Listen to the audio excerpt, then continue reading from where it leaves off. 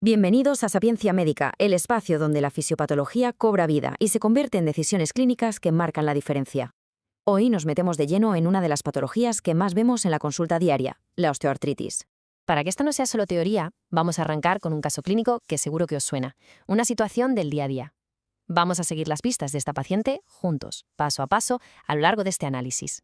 Esta es nuestra hoja de ruta, nuestro plan de ataque. Empezaremos por redefinir qué es realmente la osteoartritis. Luego nos meteremos en la maquinaria interna de la articulación. Veremos cómo hacer un diagnóstico clínico sólido. Diseñaremos un plan de manejo de primera. Y para rematar, veremos los errores que no podemos cometer. Lo primero es lo primero. Es fundamental que nos quitemos de la cabeza la idea simplista de que la osteoartritis es un simple desgaste por el uso. La realidad, como vamos a ver, es mucho más compleja y, sobre todo, biológicamente muy activa. La definición moderna es la clave de todo. La osteoartritis es un fallo del órgano articular en su conjunto, de todo el órgano. No es solo el cartílago el que sufre, también lo hacen el hueso que está debajo, la membrana sinovial, los ligamentos, todo.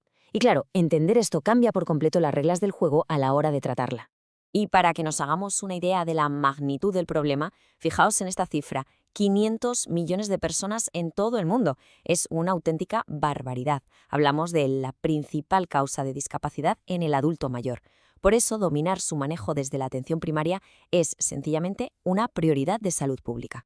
Muy bien, ahora vamos a hacer zoom. Vamos a viajar al corazón de la articulación para entender qué es lo que se rompe, qué es lo que falla. Y en este drama a nivel molecular, el actor principal, para bien y para mal, es el condrocito. Fijaos, esto no es un proceso pasivo, es una cascada de eventos en toda regla. Empieza con una sobrecarga mecánica que básicamente estresa a los condrocitos. Estos se activan, pero para mal.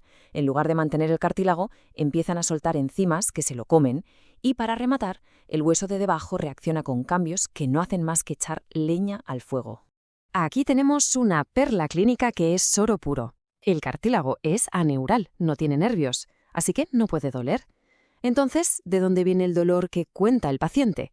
Pues del hueso subcontral, que está llenito de terminaciones nerviosas, y de la inflamación de la sinovial. Explicarle esto al paciente es clave para que entienda su enfermedad y se implique en el tratamiento. Esta analogía me parece perfecta para entender lo que pasa. El condrocito pasa de ser el obrero que mantiene el edificio, el cartílago, a ser el que de repente coge un mazo y empieza a tirarlo abajo. Es un cambio de papel radical y destructivo. Vale, ya entendemos el porqué. Ahora vamos a correlacionar esa fisiopatología con lo que vemos en la consulta y a trazar un plan para diagnosticar esto de forma eficiente y precisa, sin volvernos locos pidiendo pruebas. El Colegio Americano de Reumatología nos da esta herramienta que es súper útil para el diagnóstico clínico. Si volvemos a nuestro caso, vemos que la paciente cumple con la edad, la rigidez corta, la crepitación y la sensibilidad ósea. Vamos, que tenemos el diagnóstico casi confirmado en la propia consulta. Aquí va un consejo de experto, de esos que te salvan en el día a día. 30 es artrosis, 60 es artritis. Es un truco genial que se refiere a los minutos de rigidez matutina. Menos de 30 minutos, piensa en algo mecánico, como la OA. Más de una hora, empieza a sospechar algo inflamatorio, como la AR. Y esta tabla resume las diferencias clave.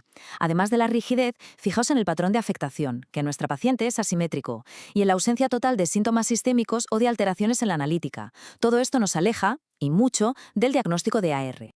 Y ojo aquí que este es un error súper frecuente, pedir una resonancia magnética de rutina para diagnosticar una osteoartritis. No, la prueba de imagen de elección es una radiografía simple y, si es posible, en carga.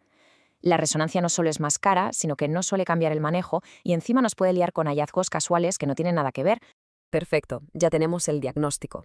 Ahora, vamos al plan de manejo. Quiero que lo pensemos como una pirámide. En la base, lo más grande y más importante, están las intervenciones no farmacológicas. Y solo después, más arriba, vienen los fármacos. Antes de pensar en qué pastilla recetar, tenemos que centrarnos en la base de esa pirámide. Y no es una forma de hablar, la evidencia científica es brutal demostrando que estas medidas a largo plazo son más eficaces que muchos de los analgésicos que usamos. Estos son los 4 pilares, los 4 fantásticos del manejo.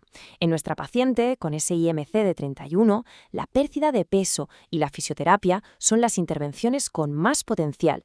Bajar de peso es, literalmente, quitarle carga a la rodilla, y fortalecer el cuádriceps es como construirle un amortiguador biológico que la proteja. Cuando llega el momento de usar fármacos, hay que hacerlo con estrategia. Se empieza por antiinflamatorios tópicos. Si no es suficiente, podemos usar AINES orales, pero en ciclos cortos para los brotes de dolor.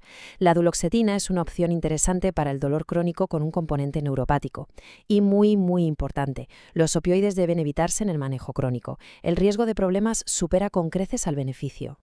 Venga, que ya estamos terminando. Vamos a consolidar todo lo que hemos aprendido. Revisaremos los errores más típicos para que no caigamos en ellos. Y de regalo, os dejo una regla mnemotécnica de las que molan. Aquí los tenéis, el top 3 de errores en el manejo de la osteoartritis. Pedir la resonancia que no toca, empezar a recetar opioides a la ligera e, importantísimo, pasar por alto o no insistir lo suficiente en la terapia no farmacológica. Con lo que hemos visto hoy, estos 3 errores son totalmente evitables.